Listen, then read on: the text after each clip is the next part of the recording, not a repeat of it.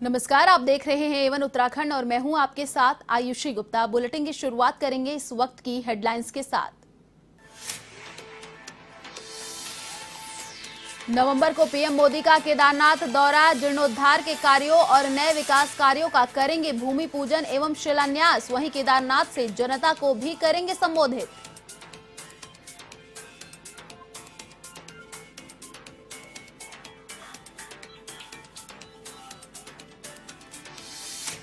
उत्तराखंड में बीजेपी के चुनावी अभियान का आगाज। अमित शाह का एयरपोर्ट पर सीएम धामी समेत भाजपा नेताओं ने किया स्वागत। जनसभा को संबोधित कर घसियारी कल्याण योजना का किया शुभारंभ।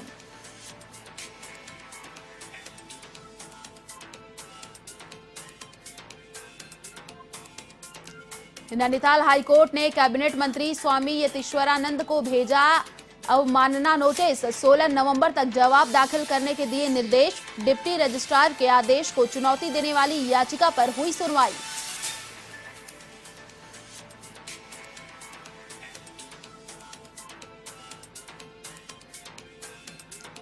पीएम मोदी के केदारनाथ दौरे के जवाब में कांग्रेस का जलाभिषेक। 5 नवंबर को शिवालयों में जलाभिषेक करेंगे कांग्रेसी। केदारनाथ से लाए गए जल और गंगा जल का किया जाएगा प्रयोग।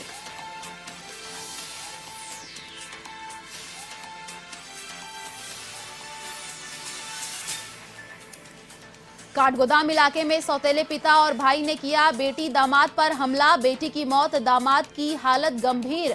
वहीं डोईवाला के खता गांव में नाबालिग बच्चे के अपहरण का मामला। पुलिस ने 3 महिलाओं को गिरफ्तार कर बच्ची को कराया मुक्त।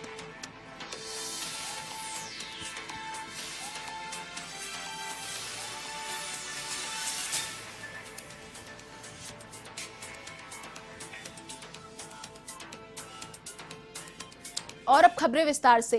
प्रधानमंत्री नरेंद्र मोदी केदारनाथ धाम में लगभग 2 घंटे तक रहेंगे। इस दौरान प्रधानमंत्री पुनर्निर्माण के तहत पूरे हो चुके कार्यों का लोकार्पण व दूसरे चरण के कार्यों का भूमि पूजन व शिलान्यास भी करेंगे। साथ ही वे केदारनाथ से जनता को संबोधित भी करेंगे। आपको बता दें कि पीएम मोदी आगामी 5 नवंबर को केदारनाथ पहुंच रहे हैं। प्रधानमंत्री के भ्रमण को लेकर अंतिम कार्यक्रम अब तक शासन प्रशासन को नहीं मिला है, लेकिन बताया जा रहा है कि पीएम 2 घंटे तक धाम में रहेंगे।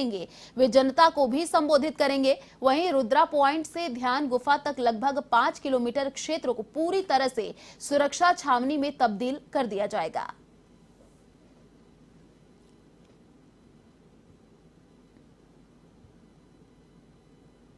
केंद्रीय गृह मंत्री अमित शाह उत्तराखंड में पार्टी के चुनाव अभियान का आगाज करने पहुंचे। यहां शाह ने राज्य सरकार की घसियारी कल्याण योजना का भी शुभारंभ किया है। आपको बता दें, सबसे पहले अमित शाह सुबह जौलीग्रांट एयरपोर्ट पहुंचे। एयरपोर्ट पर मुख्यमंत्री पुष्कर सिंह धामी समेत वरिष्ठ भाजपा नेताओं ने उनका स्वागत किया। इसके बाद गृह मंत्री अमित शाह ने राज्य की 670 बहुउद्देशीय सहकारी समितियों के कंप्यूटराइजेशन का उद्घाटन किया। वहीं शाह ने देहरादून के बन्नू स्कूल मैदान में जनसभा को संबोधित भी किया। गृह मंत्री ने कहा, इस योजना के शुभारंभ से पहाड़ की महिलाओं के जीवन में बहुत बड़ा बदलाव आएगा। साथ ही पशुपालन का राज्य में विकास होगा। इस अवसर पर अमित शाह ने कांग्रेस पर हमला बोलते हुए कहा कि कांग्रेस के लोग केवल चुनाव के समय नजर आते हैं, बाकी समय अपने घर में रहते हैं। साथ ही उन्होंने ये भी कहा कि 10 साल कांग्रेस की सरकार रही थी, बीजेपी की भी अभी 7 साल की सरकार है। दोनों में तुलना करके देख लो किसने कितना विकास किया है।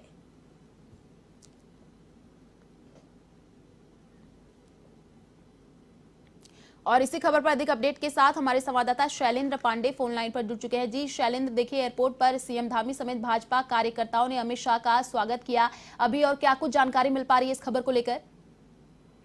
आज भी आपको बता दें कि बीजेपी पूरी तरह चुनावी रंग में आ चुकी है और जो आज अमित शाह का जो सभा था वो बिल्कुल चुनावी सभा था जी। आज उन्होंने एक घसियारी योजना की शुरुआत की है जी। अगर पहाड़ में देखा जाए तो महिलाओं का मुख्य काम होता है कि चारा लाना, और वो सुबह निकलती हैं, शाम तक जाती हैं, चारा लाती हैं।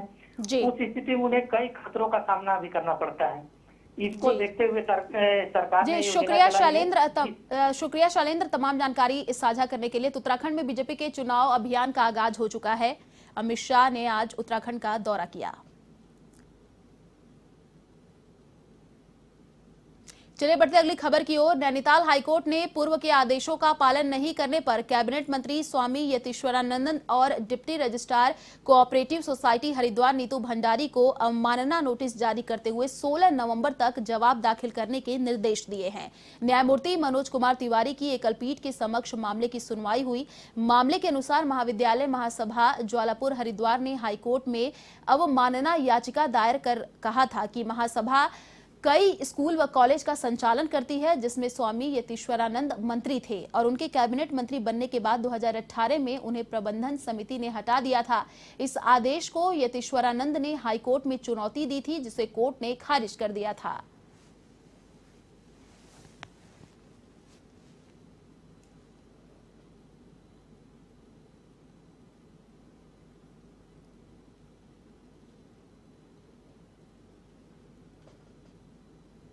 प्रधानमंत्री नरेंद्र मोदी की 5 नवंबर को केदारनाथ यात्रा को कांग्रेस ने राजनीतिक मार्केटिंग करार कर दिया है। भाजपा की इस मेगा इवेंट के जवाब में कांग्रेस ने भी 5 नवंबर को अपना कार्यक्रम जारी किया है, जिसके तहत कांग्रेस नेता और कार्यकर्ता प्रदेश के हर जिले में इस स्थित 12 शिवालयों में जलाभिषेक करेंगे।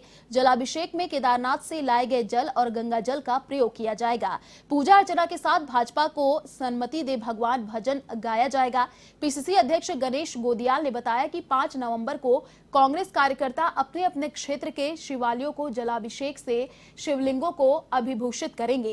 इधर पूर्व सीएम और कांग्रेस चुनाव अभियान समिति के अध्यक्ष हरीश रावत ने कहा कि प्रधानमंत्री केदारनाथ पधारे, बार बार पधारे, यह उनकी श्रद्धा का विषय है, मगर केदारनाथ जी के नाम पर राजनीति की मार्केटिंग का उत्तर तो देना ही पड़ेगा।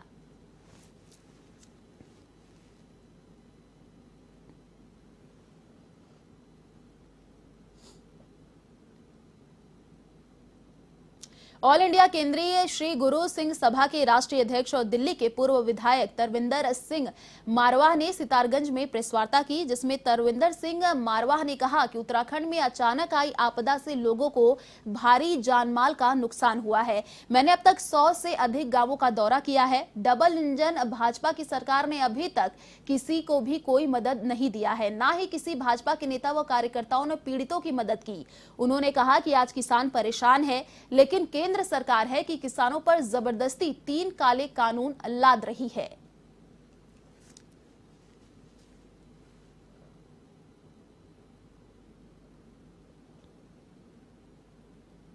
जो आपदा उत्तराखंड में आई, एकदम आई और भयानक आई, और उसमें जहां जहां मैं जा रहा हूं, क्योंकि कम से कम नहीं तो अभी तक मैं 100-150 गांव का दौरा कर चुका हूं, कहीं पर किसी को सहायता नहीं मिली है। पहली बात तो ये है, लोगों की मदद नहीं कर सकती वो सरकार नहीं होती। उत्तराखंड के आम आदमी पार्टी के सीएम प्रत्याशी कर्नल कोठियाल कल रुड़की के पिरान कलियर पहुंचेंगे और तिरंगा यात्रा में शामिल होंगे। इस यात्रा को बेरोजगारी यात्रा का भी नाम दिया गया है। इसे लेकर कलियर विधानसभा प्रभारी शादाब आलम ने अपने कार्यालय में पत्रकार वार्ता की। इस दौरान उन्होंने पार्टी के कार्यकर्ताओं से अनुरोध किया कि ज्यादा से ज्यादा तादाद में लोग कर्नल कोठियाल के कार्यक्रम में पहुंचे और इस बेरोजगार यात्रा को सफल बनाए।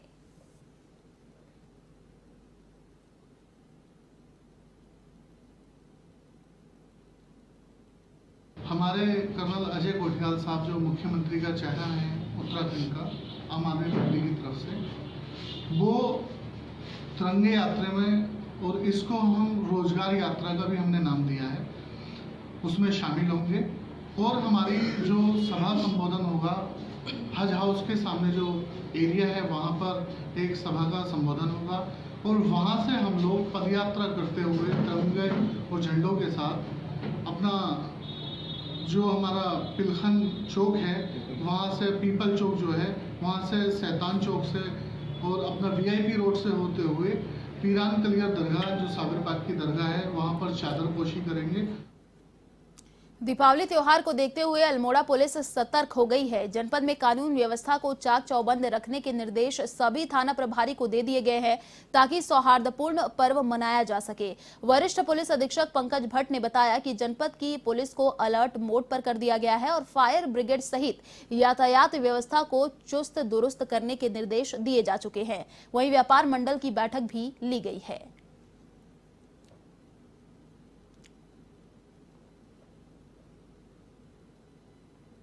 इसमें मेन ट्रैफिक को लेकर के है और इसमें ट्रैफिक का डाइवर्जन प्लान बनाया जा रहा है, जिसको 31 तारीख से हम लोग इम्प्लीमेंट करेंगे और कल तक इसको फाइनलाइज कर रहे हैं। इसके अलावा अभी व्यापार मंडल से मीटिंग हो रही है, जिसमें जो है पटाखा मार्केट और बाज़ार में क्या व्यवस्थाएं रहेंगी, इसको विशेष रूप से ध्यान में रखा जाएगा। सबसे महत्वपूर्ण फायर टैंकर किस प्रकार से बाज़ार में जा पाएगा, इसको भी ध्यान रखने की आवश्यकता है। इसमें भी एक मीटिंग चल रही है। उत्तराखंड के डोईवाला में कोरोना की संभावित तीसरी लहर से बचने के लिए जिला पंचायत सदस्य टीना सिंह ने सभी सरकारी स्कूलों में जाकर छात्रों को जागरूक किया और सैनिटाइजर का वितरण भी किया, ताकि क्लास में जाने से पहले सभी छात्र सैनिटाइजर का प्रयोग कर सके और छात्रों को कोरोना से बचाया जा सके। वहीं पब्लिक इंटर कॉलेज के प्रधानाचार्य जितेंद्र कुमार ने टीना सिंह का आभार जताया और कहा कि इस तरह के जन जागरूकता अभियान से कोरोना के मामलों में निश्चित तौर पर कमी आएगी।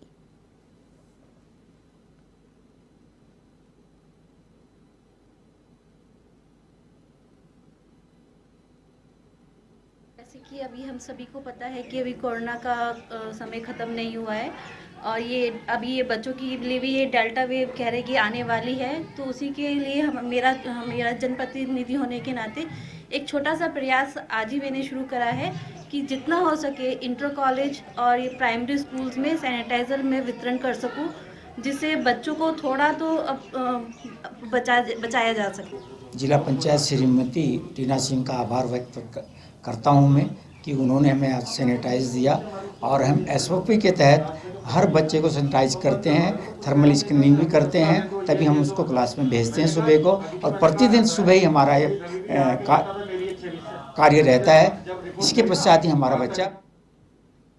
खबर उत्तराखंड के डोईवाला से है, जहां राज्य आंगनबाड़ी कर्मचारी संघ पिछले कई वर्षों से अपनी मांगों को लेकर आंदोलनरत है और मांगे न माने जाने पर क्रमिक अनशन भी शुरू कर दिया है। आपको बता दें कि आंगनबाड़ी वर्कर्स 20 अक्टूबर से कार्य बहिष्कार पर हैं और राज्य कर्मचारी घोषित किए जाने 18,000 रुपए मानदेय के साथ कार्य के दौरान मृत्यु हो जाने पर सरकारी सहायता और परिवार से एक व्यक्ति को नौकरी दिए जाने की मांग कर रहे हैं।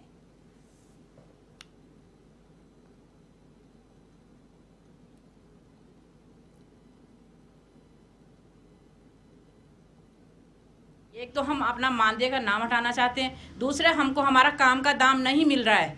काम का दाम यह है, हमसे बहुत काम लिया जाता है, BLO का काम लिया जाता है, क्षेत्र में दवाइयाँ वितरण करो, ये करो, सो करो, पोषाहार वितरण करो, लेकिन हमारा काम का दाम नहीं मिल रहा है। इसलिए हम कर्मिक अनशन पर बैठे हुए हैं और आगे तक भी जाएंगे, क्योंकि हमारा काम बहुत है, हमें दाम बहुत कम है, हमें अपना काम का दाम चाहिए। हमारा कम से कम संतोषजनक मानदेय दिया है, लेकिन हमें वो भी नहीं दिया गया, झूठा आश्वासन दिया गया हमें। हमारे बारे में तो कोई बात ही नहीं हुई कल। आज से हमारा कर्मिक अनशन शुरू हो गया है। इससे पहले भी हम लोग 20 तारीख से हड़ताल पे थे कि कम से हम मानदेय लेके हम उसमें भी हमारी। रायगढ़ जिले के सीमांत क्षेत्र गुंजी में पहली बार शिवोत्सव का आयोजन किया गया। समुद्र तल से 12,000 फीट की ऊंचाई पर तहसील धारचूला के व्यास ऋषि मंदिर में पूजा अर्चना की गई। इस कार्यक्रम के मुख्य अतिथि धारचूला के विधायक हरीश धामी मौजूद रहे। इस 3 दिवसीय शिवोत्सव में झांकी भी निकाली गई। वहीं मुख्य अतिथि ने मोटर बाइकिंग रैली को हरी झंडी दिखाकर रवाना किया। ये रैली 26 किलोमीटर नाभि ढांग की यात्रा पूरी करेगी और बेटी बचाओ बेटी पढ़ाओ के साथ ही पर्यावरण संरक्षण का संदेश भी देगी।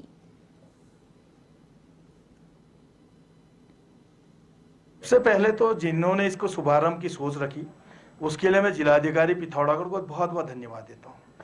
और यह एक शुरुआत है। आने वाले समय में निश्चित तौर पर इस मेले को एक बृहद रूप दिया जाएगा, इसे भव्य रूप में हम कराएंगे।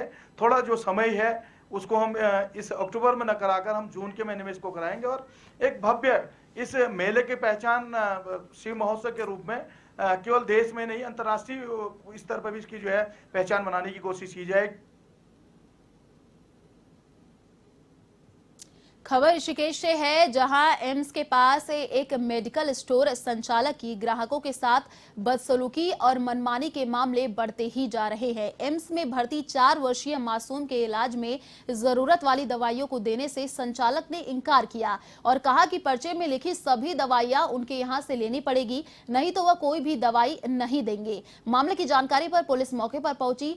हद तो तब हो गई जब पुलिस के कहने के बावजूद मेडिकल स्टोर संचालक ने दवाइयां नहीं दी। इससे अंदाजा लगाया जा सकता है कि मेडिकल स्टोर संचालक पुलिस के खौफ को भी धता बता रहा है।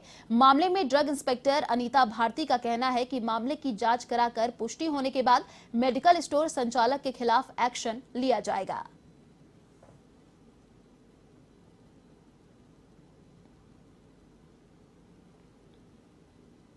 उधम सिंह नगर के किच्छा में स्लॉटर हाउस को लेकर दो पक्षों के बीच चल रहा विवाद कोतवाली पहुंच गया है। इसे लेकर प्रशासनिक अधिकारियों की मौजूदगी में बैठक हुई, जिसमें अवैध कार्य करने वाले लोगों के खिलाफ कड़ी कार्रवाई की चेतावनी भी दी गई। पुलिस क्षेत्राधिकारी ओम प्रकाश शर्मा ने कहा कि प्रशासन ने मांस का कारोबार करने वाले लोगों के लिए स्लॉटर हाउस में नियमानुसार व्यापार करने की व्यवस्था की है, लेकिन कुछ लोग अपने घरों में अवैध रूप से मांस का कारोबार चला रहे हैं, जो किसी कीमत पर बर्दाश्त नहीं किया जाएगा। इसके साथ ही उन्होंने मांस कारोबारियों से प्रशासन को गोपनीय सूचना देकर कार्रवाई में सहयोग की अपील की।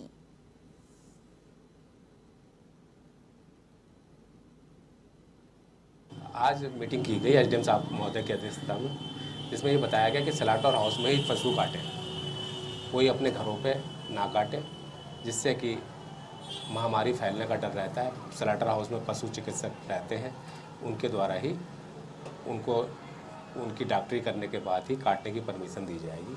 और ये तय हुआ है कि आज जो भी अवैध रूप से पहले दफ़े काटा जाएगा तो उसका 25,000 रुपये जुर्माना होगा, और दूसरी दफ़े अगर वो काटते हुए पकड़ा गया अवैध रूप से तो उस पर 50,000 रुपये जुर्माना। और डोईवाला कोतवाली के खता गांव में नाबालिग लड़की के गायब होने की सूचना डोईवाला थाने में दी गई थी, जिस पर नाबालिग लड़की के परिजनों ने कुछ लोगों पर लड़की को भगाए जाने का आरोप लगाया। मामले की छानबीन शुरू कर दी गई है, पर लड़की के पास मोबाइल न होने की वजह से पुलिस को तफ्तीश में कठिनाइयों का सामना करना पड़ रहा था। इस बीच लड़की द्वारा किसी अन्य मोबाइल से पड़ोस में रहने वाले व्यक्ति को फोन किया तो पुलिस और भी सतर्क हो गई, जिसके बाद तफ्तीश में जुटी पुलिस ने एक बार फिर से जांच शुरू कर सीसीटीवी फुटेज के आधार पर पड़ोस में ही रहने वाली एक महिला से पूछताछ शुरू की, जिसमें महिला ने नाबालिग लड़की को देहरादून स्थित बसंत विहार में होने की बात कही, जिसके बाद डोईवाला व बसंत विहार की 3 महिलाओं को हिरासत में ले लिया गया।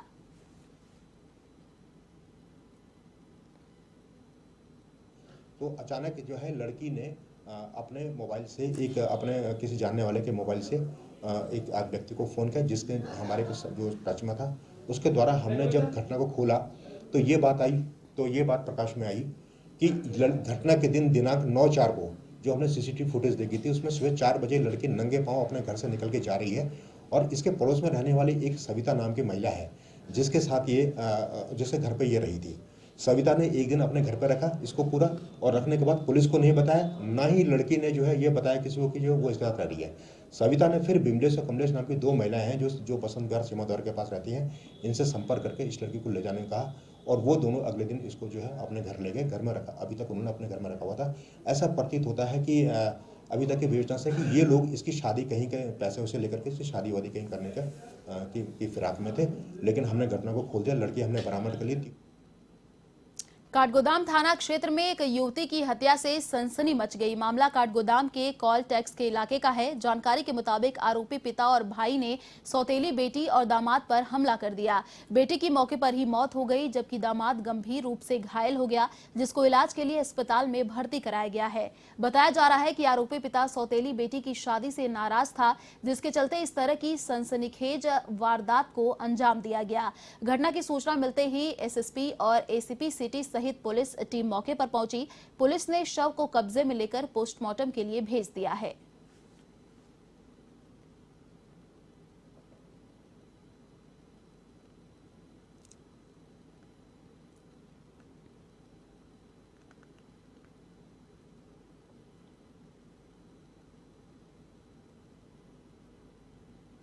हरिद्वार के दिल्ली नेशनल हाईवे पर एक तेल से भरा टैंकर अनियंत्रित होकर पलट गया, लेकिन एक बड़ा हादसा होने से टल गया। आपको बता दें कि टैंकर के ड्राइवर और कंडक्टर को सिर्फ मामूली चोटें आई हैं, लेकिन जिस तरह से टैंकर पलटा है और टैंकर से भरा तेल सड़कों पर बह रहा था, उसके चलते छोटी सी चिंगारी भी किसी बड़े हादसे को निमंत्रण दे सकती थी। समय रहते पुलिस भी घटनास्थल पर पहुंच गई और लोगों की भीड़ लग गई।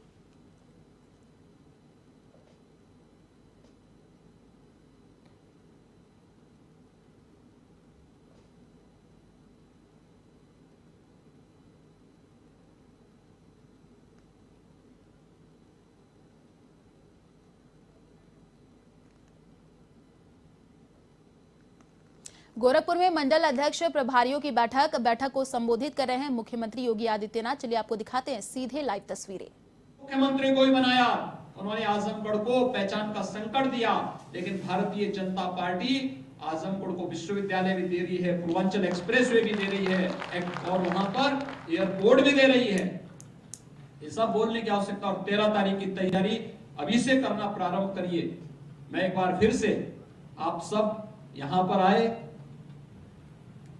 बहुत समय पे आ गए थे हम लोग, चूंकि सुबह के कार्यक्रम में लखनऊ की बैठक में थे, इसलिए समय पर नहीं आ पाए। लेकिन मेरा परिवार, भाजपा परिवार के साथ हर बूथ पर 100 कार्यकर्ताओं को जोड़ने, 100 नए सदस्य बनाने के लक्ष्य को आप प्राप्त करेंगे इस विश्वास के साथ।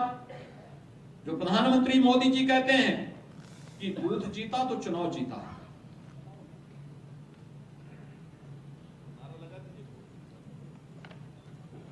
क्या नारा है? बूथ जीता तो बूथ जीता तो बूथ जीता तो। उस लक्ष्य को प्राप्त करने के समय आप सब आगे बढ़ेंगे। आप सबको दीपावली की मंगलमय शुभकामनाएं। धन्यवाद। जय हिंद।